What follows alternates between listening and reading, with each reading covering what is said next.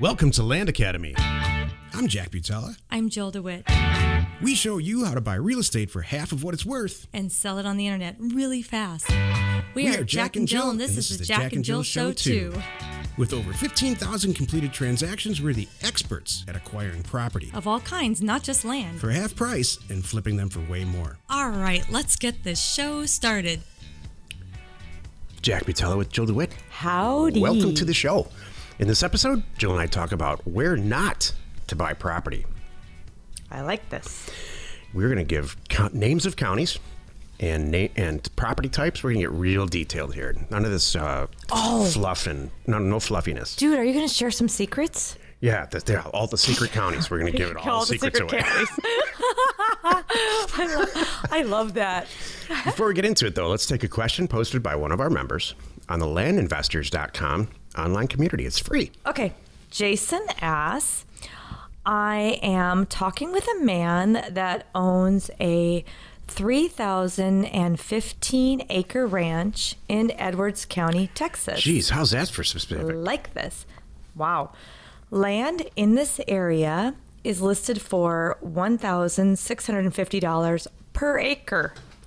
This could be a big deal. It's sure sounding like it, but I'm not sure how to handle it. I'm thinking about proposing an option agreement for each section of the ranch that is divided by 5 different APN numbers. Okay. And market each of the 600 acre ranches separately. I'm not sure what price will sell fast on such big properties. Any advice is appreciated. Wow. I mean, I'm totally impressed. Nice. This is great. I got to do the math. Yeah. No, you should market it both ways. You should market it all as one, or you should market it separately. And then the first thing I would do, Jason, and I mean immediately, is try to subdivide it. Go to the county and see if you can split it down into 5. Texas is famous for being a split-friendly state. Hopefully it's not in an incorporated area.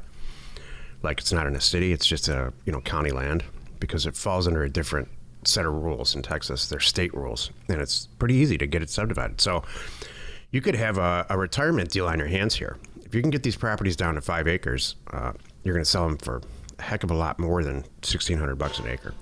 Can I just share some numbers with you? So I just did the math. So if he came in and was able to negotiate a price, let's just say $1,650 an acre, down to a little bit less than half of that, we're in the $2 million range, okay? So $2 million out, but you double your money on that. You can easily double your money, and you're gonna make $3 million bucks in this deal. Yeah, like exactly, Joe. Holy moly! I just did the numbers. So, and that's just flat your numbers. But Jack's right, Jason. You could get creative with this and sell them as 5 acres and 10 acres and 20 acres. Would be really interested in funding this with you. So it's good that you put that out there. And 40s. Make sure you put this on deal board too, because there's lots of money guys in our group that would love to do this deal. Here's the bad news. When you do this deal and you get it all subdivided, and be careful what you wish for, because now you're going to have a bunch of property on your hands that's all similar, right? Mm-hmm. You're going to create your own comparison values.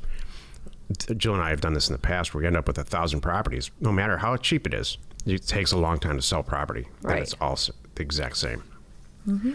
So I'm just making you aware of it. I don't want to be Debbie Downer about it, but there is. It does. Well, that's okay. But great. You have 3 years of payments coming in. Yeah. Seriously. I mean, you could spend the rest of your life. It could be on all this. cash. You could sell these properties for $20,000, $500 down and $200 a month, and you just basically retire. That's true too. On one deal.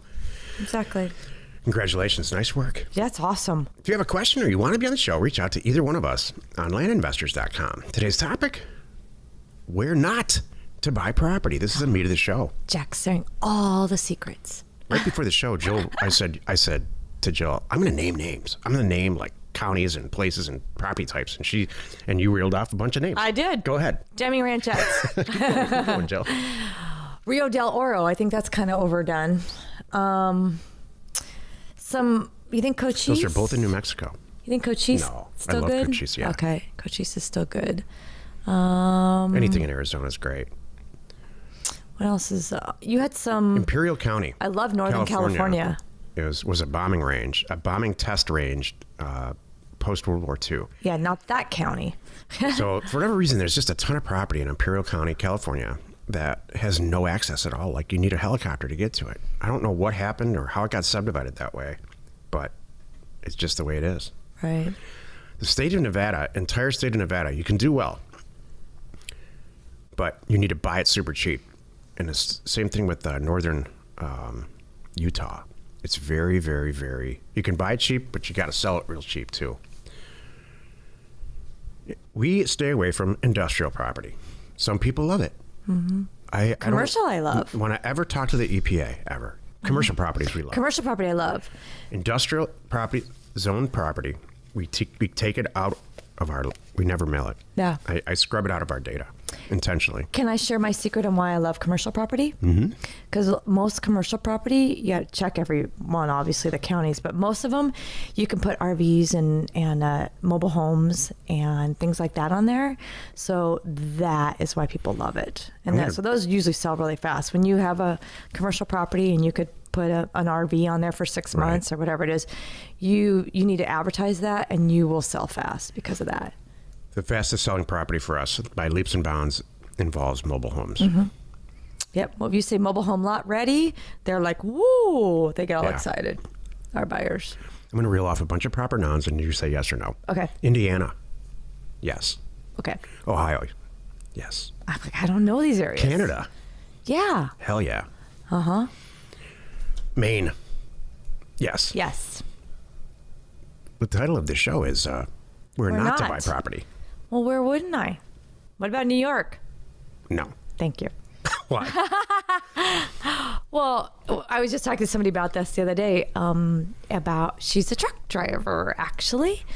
And she says, a lot of these eastern states, they bring in, some require them, some they say they do, but it's technically not required if you dig deeper. Lawyers. Yes. To close the deal. Exactly. So if that scares you off in the beginning, I understand it. Don't go there yet and then when you're a pro, don't be afraid of that because you know whether or not they need an attorney. Go ahead, Jack. Sorry. Why do we bust on New York so much, you and I? I know why I do. Yeah, I don't. I spent some time there, and it's. I like New York. Do you? Yes. Hello. I was let me back up. Let me back up. Here's why I like New York. Other than changing planes, I've been there twice. Once was a family trip where my brother took care of everything, and it was just a whirlwind Christmas time fun event. Got to see the Rockettes and the whole show, so that was awesome. And go around in a limo and everything. That was great. And then the second time, I was there for New York Fashion Week. And you stayed at the Waldorf Astoria. Exactly.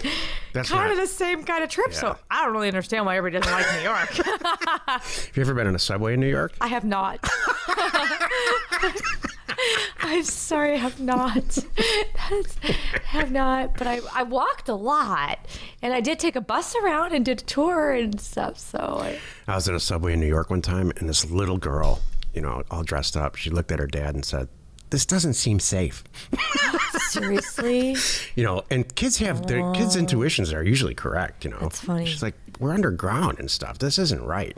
I've done the tube in London 1,000 times. I get that. I had to agree with her. I'm like, you know what? There's something really not safe about this. In Chicago, I know the L really well, but yeah. New York is you can buy it in upstate New York. You can buy some really inexpensive, really high quality property, and then sell it to New Yorkers because all New Yorkers do, the real ones, just want to get out of the city. Mm-hmm. So, I don't know. I've never mailed New York and never will. I don't know. There's something about it. Upstate New York is pretty, I've heard. And aren't there great places that have lakes and things like that? So, all right, let's get back to where not to buy property. Right. Give me some more places. I don't buy property.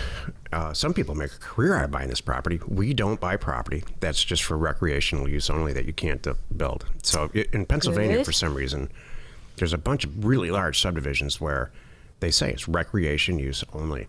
You can, I don't know, put a tent. I don't know what they do with it. Mm-hmm. It's always around water for some reason. So it might be wetlands, I don't buy wet property in Florida. If there's any possibility of it being wet, I don't do it. I don't buy property that's really, really, really too small, or the numbers are really too small anymore. And every now and then there's places where you got to have 2 lots to put a well. Or like there's like, you can buy. Deming ranchettes. Yeah, this is a good example. There's properties out there that you can buy and you can sell. But the silly thing is, even though you can sell them as one piece, no one can build on them. They have to have a little more than that size. It's like the way it got subdivided, somebody's made a mess. Or the county went and changed it. That could be too. They've Because changed the requirements. Because they're sick and tired of doing the deeds. Right. That you have to have. That happens. You have to have at least an acre to do a well and do this kind of stuff. So then it kind of makes a little pickle for people, and I don't want to do it. I don't want to deal with any of those. We don't buy property with any type of deed restriction. Yes. Ever. Yep, that's not a good place to buy property. That's true. Where else would you not buy property? There's not a lot of physical locations that I would, other than the ones that we said, Yeah. that I would shy away from. It's really more about the property type and the usage. We haven't talked about the 4As in a long time, but that's true. It has to pass the 4As test, and for us, I mean, I'll tell you the truth is now we don't do deals where we don't make less than. For land deals, we have to make 10 grand. Most of the House larger deals we deals. do make 100 grand. Yeah. That's our threshold. Right. But that's just a choice. As an investor, you have to decide that for yourself. Right. Well, can I share what the 4As are too? Yeah, Because sure. we still use it. When you're right, we haven't talked about it. So here's what we look at when we're looking to buy a property. Number 1, access. If it Yeah. has access, that's the best. Physical and legal access is the best way to go. Exactly. There are exceptions. 2, If you go back and look at our on YouTube, we have our weekly calls, and we talk about that a lot. We look at property on Parcel Fact and talk about it. Mm-hmm. 2, acreage. The bigger, the better. More is better. And there's a sweet spot. I mean, we like, what do you say, 5 acres, 10 acres, 20 acres, even 40 acres. Those Yeah. are all easy sells. When you get bigger in those, then your buyer market is not as large, and so they'll sell, but they just take a little time. Only takes one. That's Only true. takes one buyer. Exactly, acreage. 3, affordability. That's Cheaper a is- given. Cheaper is better. Exactly. No, there's no exception for that. Exactly. It's funny. I've had people times that go, "That's almost too cheap." I'm I like, agree. right? What's wrong with it? I know. If it's so cheap, there must be something wrong. Exactly. It's the funniest thing. I'm like, oh, yeah, well, then that's fine. That's just the way it is. We have a member who went in to Landpin. I don't even think you know this, Jill. And he was sick and tired. Luke Smith. He was sick and tired of everybody saying, "What's wrong with the property? It's too cheap." So he raised all the prices, and he sold it. He sold all the property. Yeah, you know what? There is part of that. Some of it is the psychology. If you price it up a little bit, they're going to think it's better, and it works out. So, yep, there you go. And the last thing, the last A. So we have acreage, we have access, acreage, affordability, and attribute. The most important one, I think. Yeah. Attributes. What's special about it? Can I put an RV on there Right. for a year if I want to? Can I put a mobile home there? Is it waterfront? Is it got trees and Mountain on a view. lake, or is it on a paved road where the utilities are already right there at the lot line? There's lots of little attributes. Every property has some attribute. Every single one. Yep. Is it near Vegas and Right. or something like that? I don't know what people will like. Right. There you go. So, to summarize, really the reason I wrote this topic is because there's really not specifically a place to not buy property. It really, in the end, and this is a takeaway from the whole show, comes down to price. Or in on those other A's too. Yeah. Because even if someone says, "Will you always buy if the price is right?" No. My honest answer is no. I agree. We reject property every week and it's almost always because of access. I literally have had people say, "Will you just take it off my hands? I'll give it to you." And I'm like, "No." Yeah. I really have, because I said, it's not worth my time. Thank you. Yeah. Or the deal's too small. Yeah, that's really easily it. Join us in another episode where Jack and Jill discuss how to use information, that's me, And inspiration, that's to me. just about anything you want. We use it every day to buy property for half of what it's worth and sell it immediately. You are not alone in your real estate ambition. I think that was good. I do too. People want to know the truth. That's right. And so there you go. I love the Rust Belt as an investment area. There's so many fantastic real estate deals there. Got it. There's so many areas that I hear people coming up with that we haven't even touched on or I know. talked about, especially the north central part of the country. There's really pretty areas. Right. And I'm anxious to see how some of these folks, how We their never deals talk about go. farmland. I mean, No. farmland is a Oh. commodity. Right. I mean, there's people in our group who rave about it. That's true. We for some reason we haven't gotten into it, but Exactly. The agricultural. because we make too much money buying. We're kind of property happy in our California. niche. This is a perfect example of why we never worry about running out of properties. Like, everybody says, is it gonna all dry up for us? No. There's so much out there that we haven't even touched on. There's 149 million properties in the country. It's going to be fine. Exactly. Divide that by how many buyers, right? Information and inspiration to buy undervalued property. We are Jack and Jill, and this was the Cash Flow from Land Show. We are the experts at acquiring property Of all kinds, not just land, for half price just so we can flip it for way more. and really fast. Thanks for listening. You are not alone in your real estate ambition.